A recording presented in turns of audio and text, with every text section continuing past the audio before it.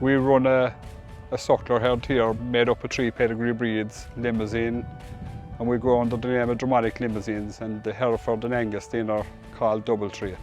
I'm an AI technician with Munster Bovine, and my work colleagues keep me up to date with the bulls coming out and the bulls that are performing well. I like to use a couple of Gene Ireland bulls each year, as I have had great progeny over the years, mostly out of Irish bulls. The ICBF is a good source of information with a lot of data recorded over the years. I find it good for picking AI bulls for the herd.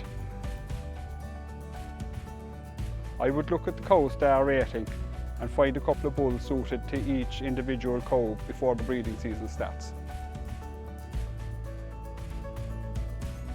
I'm in the whole herd performance, and I sell a couple of bulls each year off of the stock bull finder list.